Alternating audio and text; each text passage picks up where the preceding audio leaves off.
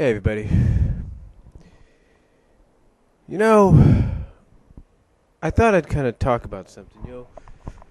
A lot of people here on the YT and Blimp and Daily Motion and other places like DeviantArt and Furnfidient and SoFurry and any other artistic website or even message boards and stuff, they're always curious as to why people like myself request, if not at times, commission certain things to be drawn or wrote.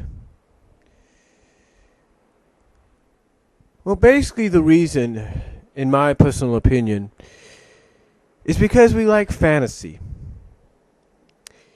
You see, it's like I said before about the whole situation on why people wear fursuits. I even said this in a response to Wake Angel 2001. You see, the reason people wear fursuits or cosplay costumes or character costumes, whatever you want to call it, even around the house when, it's just a normal day and everything, or when they come home and, they just want to get away from it all, the reason they wear these costumes or these suits, if you will, is so that, they can get away from it all. So that, let's say, for example,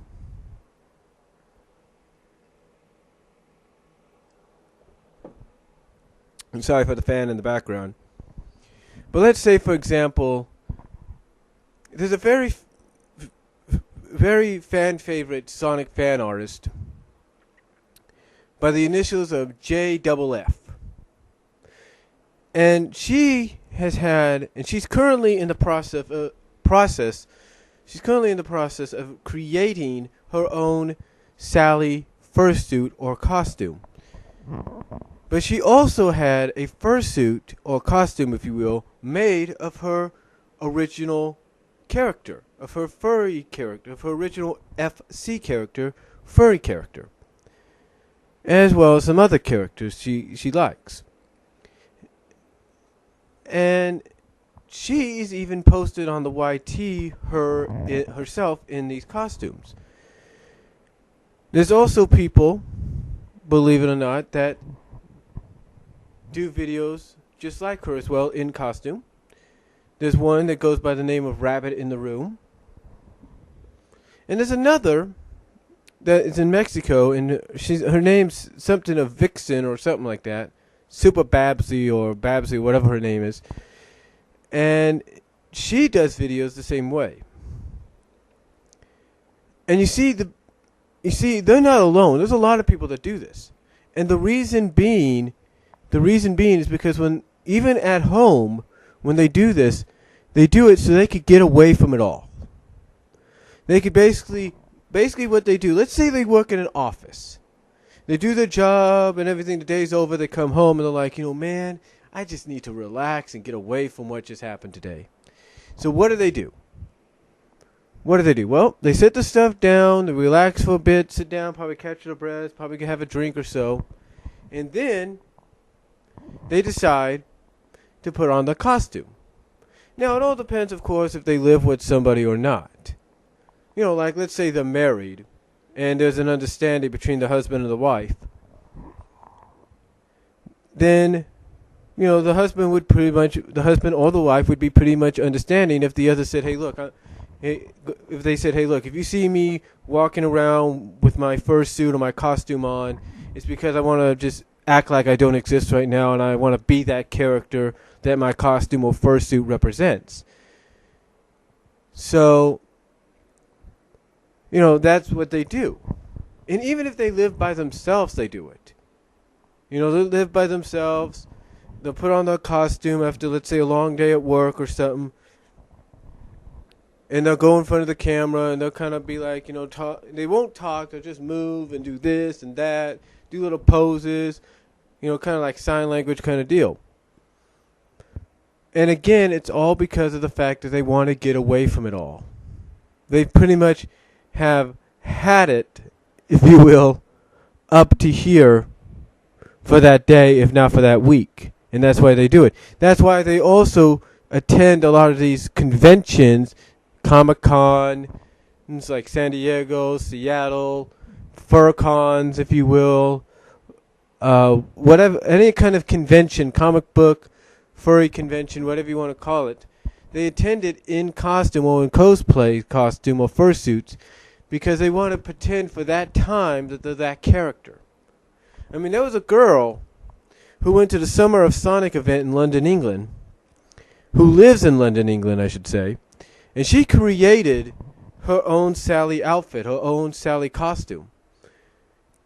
And what she did is she went to this convention, and she had people taking pictures with her, and she took pictures, of course, with the Sonic character that was there.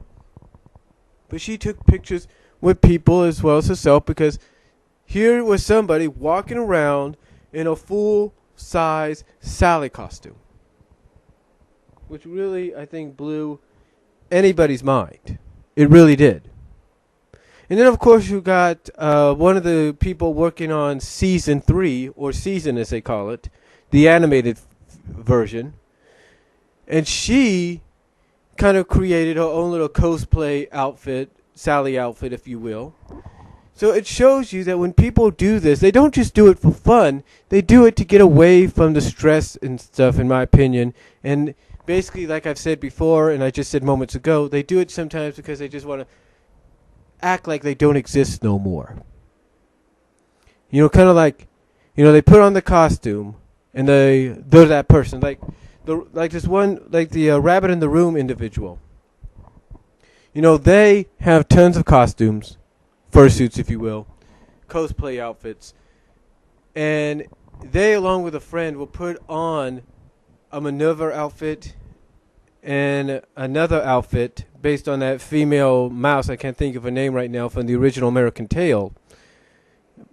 And they will put those on, and they will actually walk about around town sometimes, even go into a place that obviously the people know who they are and why they do what they do, why they're wearing the suits, I should say.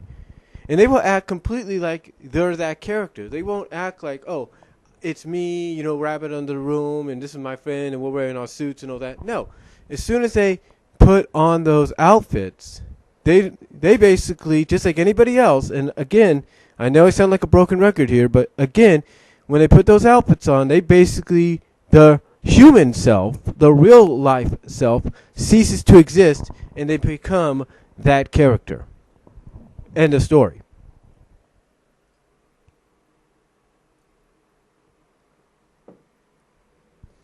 I mean, that is why you see people do that. That is why you see people or hear about people taking the time to create these outfits themselves. So spending money that, if they can afford it, they can do it, to have the outfits made for them. And sometimes they'll even have certain specifications for the outfits.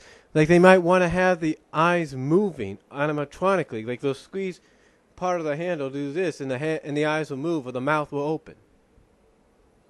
You know, that kind of stuff.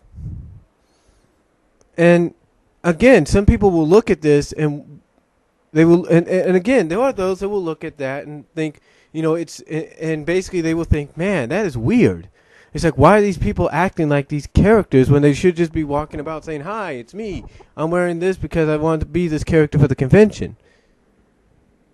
You know, the reason they do it, the reason, again, like I say, people put on the costumes and basically act like they don't exist anymore and become that character when they do it, is because they want to get away from it all, and it's their own way of relaxing and having fun.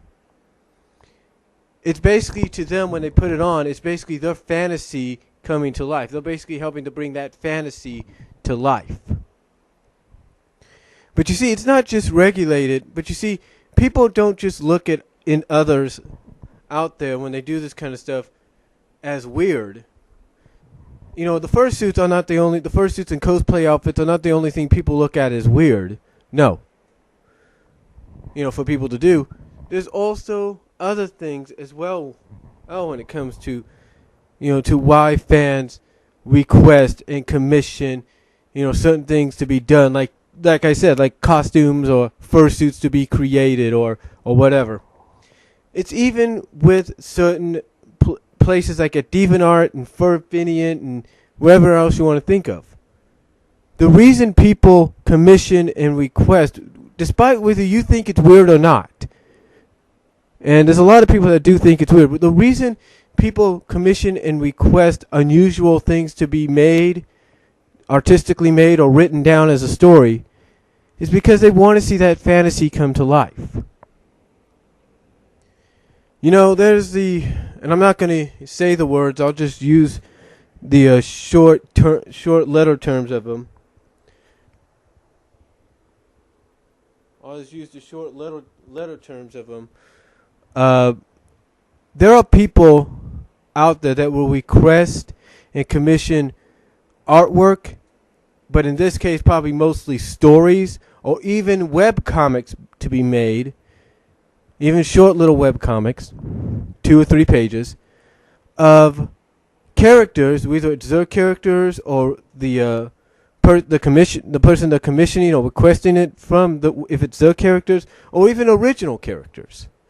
There are people that will commission or request artwork, if not mostly fanfic stories, of characters as one character SVing another, or you being another. And I'm not going to say what the SV and the UB stand for. I'll let you figure that out yourself. But they do that. They do that. They commission and request people to do that because sometimes, like myself, they know of what they know of what they want. They know of what they want, but they just can't put it on paper because they probably wouldn't know where to go to next, and they want to, basically they would rather pay or request and rely on those that can get the job done. They'll be like, okay, I know that as soon as you tell them what you want, they'll be like, okay, I know what you want, no problem, and they'll go with it. I mean, I'll be completely honest. I've seen some unusual stuff. Heck, I've requested some unusual stuff and commissioned some unusual stuff. In fact, I'll be honest with you. Just recently, over the past month, over at DeviantArt, there's a Sonic fan / Lunatics Unleashed fan that, for right now, he's kind of closed up the request. But he basically, for a while, opened up the idea to have any request given to him. All you had to do was be patient. Well, I requested something very unusual from him. You see, for a while, I've been wanting this to happen, and I'm going to admit, he did a good job. There's no doubt about it. You see, what I requested him to do was draw a picture of the Sally character, if you will, completely turned into or transformed into a fruit cocktail version of herself. Basically, and I'll provide probably a link if you guys want to check it out, but if not, the artist's name is Ace of Speed 94. You'll see exactly what I mean if you go to his DeviantArt page, Ace of Speed 94. I think that's his name. And basically, I requested him to do this because I said I've always wanted to see that happen. Someone do this, and I gave him. And basically, what I did, and he was okay with it because I gave him an idea of what I want to see. And the idea I gave him that I wanted to see was inspired by the 1986 Sledgehammer music video by Peter Gabriel. So you if you have an idea of what I'm talking about, then you know what I'm talking about. But basically, I requested him to do that. Now, in the past, when I would request somebody to do something like that, they would turn me down, being like, "Oh no, that's too weird. That's creepy." It's not weird. It's fantasy. It's more like you want to see what it would look like. And kind of give yourself an idea, fantasy-wise, that if, let's say, a new cartoon was made down the road, what would happen if they were to use that kind of an idea for an episode or something like that.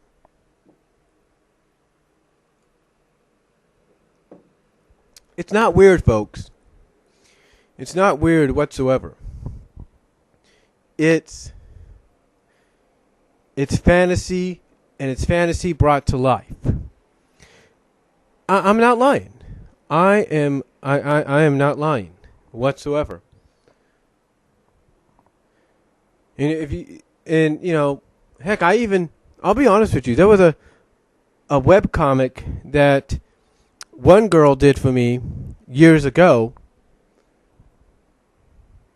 and somebody for Infinient adapted into their own little, I guess you could say, web novel or something like that, kind of adapted with my permission to do, and added more detail to the story.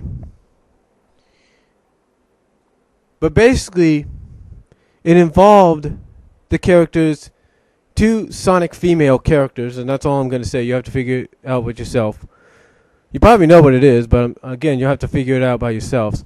But the two Sonic female characters gaining the powers, I guess you could say, of slime girls or something like that, or basically gaining the powers to make their bodies kind of like slime oozy like, and be able to use this to melt down into puddles and shapeshift into things like t-shirts and blankets and stuff like that. So, again, you'll have to see for yourself. You have to figure out what I'm talking about. But it was very, I'll tell you this, it was worth a pretty penny, because I requested this back when I was in Kansas. And this girl was okay with it, but she told me how much it was going to be, and I, making the money at the time that I did, I said, you know what? I'm working, I got the extra money, I'm going to go for it. And I did. But nowadays, that'd be a little too hard. Nowadays, it'd be a little too hard. But yeah, I requested that she draw it, and she did. And then again, like I said, one person picked up the idea after I tried to, because basically I kind of like wrote a little story on it, and then she took it and made it into the comic, and then this other person, with my permission, which I gave them, made a more novelization version of it. So it was pretty cool. It was really, really pretty cool. But overall, basically, I spent kind of a pretty penny. Now, I can't remember exactly how much, but I know it was expensive. But again, I had the money at the time, so I did it. But you see, I'm not the only one that does that. There are people that will spend the commission price that will be advertised by the commissioner. The commissioner will sometimes say, okay, if you want me to do so many pages of a comic and you want it in color, this is how much it's going to be, to draw, per page. And sometimes that by per page, it's going to be expensive. So don't think I'm not the only one that would request stuff like that. I mean, heck, people have requested weird and unusual stuff for quite some time.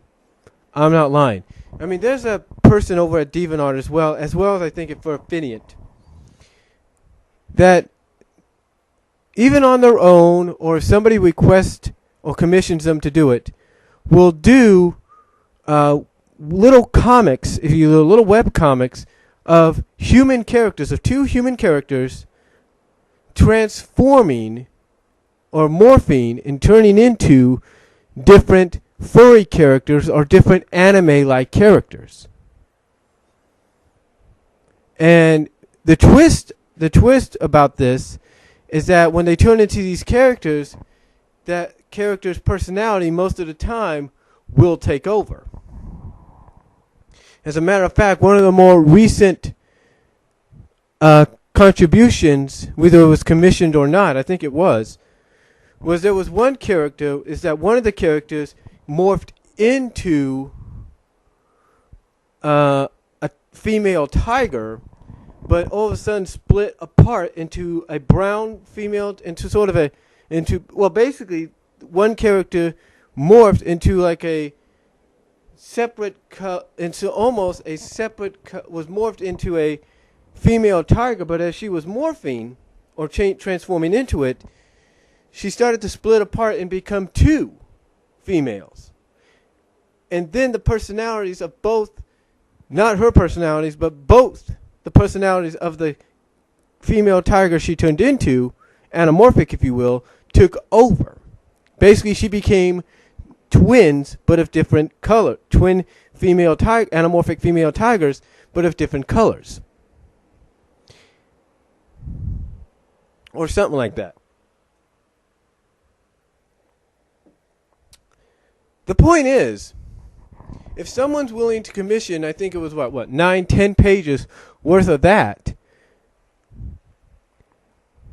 then it's not unusual. It's not unusual for people to do that. It's not unusual for people to request or commission for web comics or fan fiction stuff to be written where a certain character or SV another character or you be another character, and then just walk around like, they don't walk around like everything's normal. I mean, in one last example, there was a story that was done, a webcomic that was commissioned a couple years ago. It's still up at one of these sites, where one character did one of those things, the SVUB thing, and then just walked around, and they did it in privacy, in of all places, a public bathroom or something like that, a public restroom, where no one could disturb them. I guess they locked the door or something, I don't know. From what I understand. From what people have told me. Now, this is only from what people have told me. I'm getting all this information. All right? It's only from what people have told me. But anyway, from what people have told me about this, they basically did one of these two things in a public restroom, locked the door or something like that. And after it was all said and done, only one emerged, and they had a big belly. And they just walked around like nothing was out of the ordinary. They just walked around like everything was normal. Like they were just there by themselves. And again, it's not unusual for people to do that. For people to commission for stuff like that to be done. It's not unusual, folks. It's not unusual and never will be unusual. You see, I know a lot of people look at that stuff and they say to themselves, boy, there's something wrong with these people in the brain. They're not normal. Well, I got news for you folks. We don't live in a normal world. We don't. We don't live in a normal world. We don't. So you're bound to have people asking for the unnormal, if you will. You'll have people commissioning and requesting for stuff that is beyond your imagination at times, and you wonder why the heck did they ask for that, Why the heck did they ask for that? I mean, heck, I have something on my channel that is one of the most watched videos on my channel. And it involves the Sonic characters Amy and Rouge. Check that out for yourself. You'll see exactly what I'm talking about. The point is, folks, it's not unusual for people to do this. We don't live in a normal world. So you're bound to have people asking for unusual and unnormal stuff. Stuff that's out of the ordinary. I'm not lying. I mean, there's one person that has their own little website. It's called the Treetop Inn. And his stories are very unusual. You take a look at one of his stories, and I'm only going to put the initials of FN as basically the two words in the title of his story. And you'll see exactly what I'm talking about when it comes to unusualness. Again, it's not unusual for people to do this. I mean, yeah, like I said, people can look at people, the people that ask for this stuff and commission for this stuff and request this stuff, or even write and draw this stuff themselves. They can ask and wonder what is wrong with us, what's wrong in the mind, and nothing is wrong. It's just the fact that people like myself, ask, request, commission, or do or draw or write this stuff because it's a hobby for us. It's a hobby, and it makes us happy. It gives us pure happiness every time we do it. And the more we do it, the more the more fun we get out of it, the more pleasure we get out of it. And I don't mean pleasure in the manner if any of you are thinking that way. I don't mean it like that, so get your minds out of the gutter.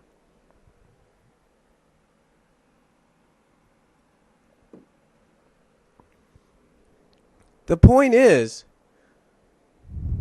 we get a kick out of it. We get fun. We have fun out of it. It's a fun thing to do. I'm not lying. There's one person at another website. I can't think of its name. I mean, I know what the website is, but I can't think of it right now. And they have a series, and they have basically developed a different kind of.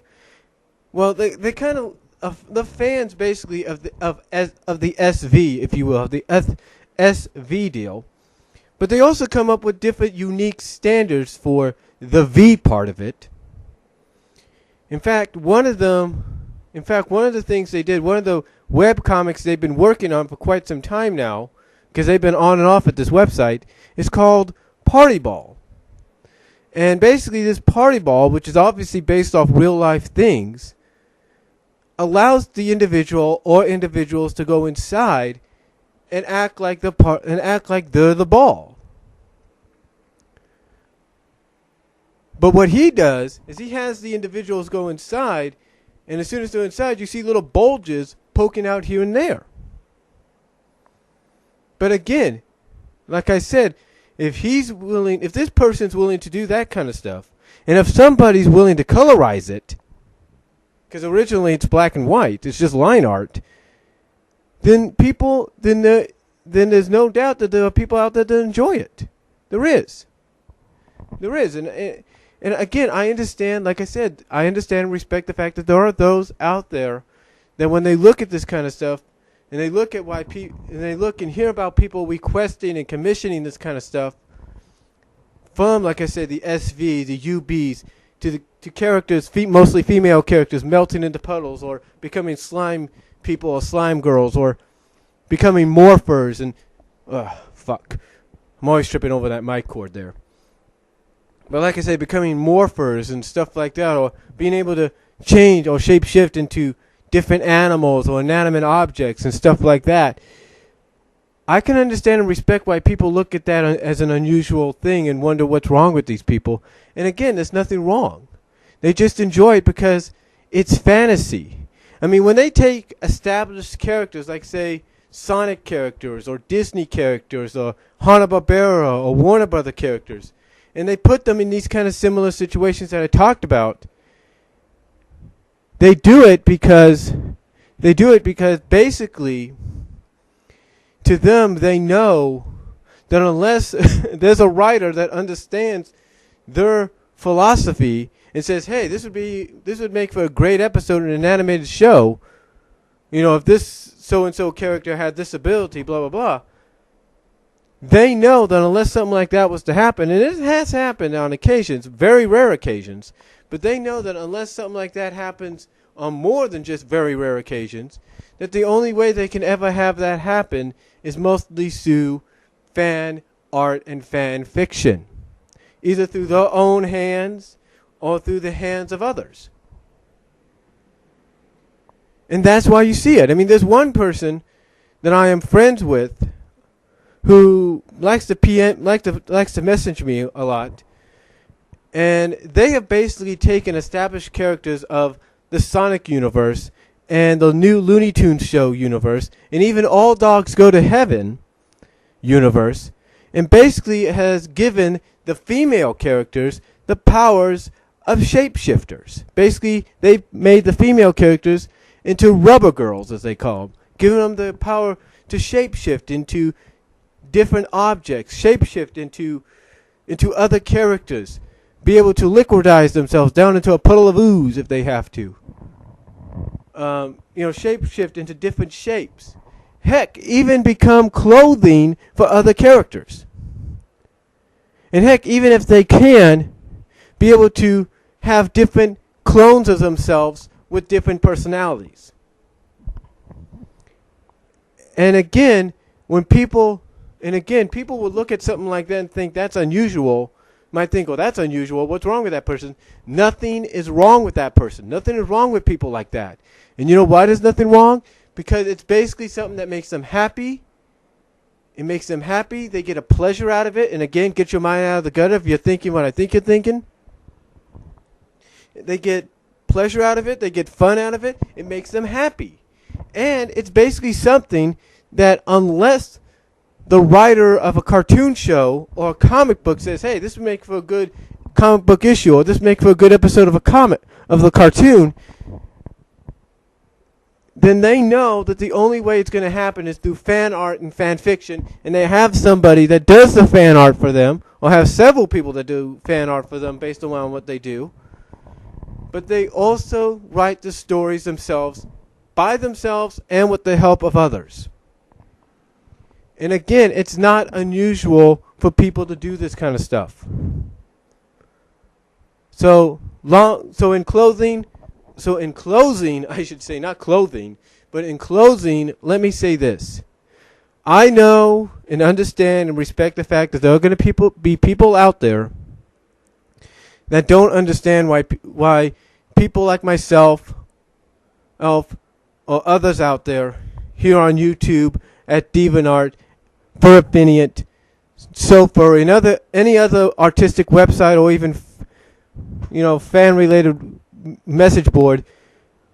I understand they may not. I understand and respect that they may not understand themselves why we will request and commission certain things, like have fursuits made, or have certain fan fiction stories created, or fan art drawn. I understand they may not get it. I understand and respect that they may not understand why. But in return, what they have to do is they have to respect and understand that we do it. People like myself and others out there, we do this kind of stuff because it makes us happy. Like I said, when it comes to the fursuits, it allows those that put them on, even at home, when there's nothing else to do, it allows them to put them on, put that fursuit or that cosplay outfit on, and basically allow their real life self to cease to exist for that moment, and thus become the character that they are wearing or they're cosplaying as. Thus, the real world just goes away. And again, the same is applied to those that have stuff commissioned for them. They have stuff commissioned for them in fan fiction or fan art because it allows them, when it's all said and done, to sit down, read that fan fiction on the computer or on the iTouch or the Kindle or whatever, or the iPad, and just see what they've requested, read it, and enjoy it, and thus while they're reading it and enjoying it, allow them to escape from the real world and be happy from what they're reading.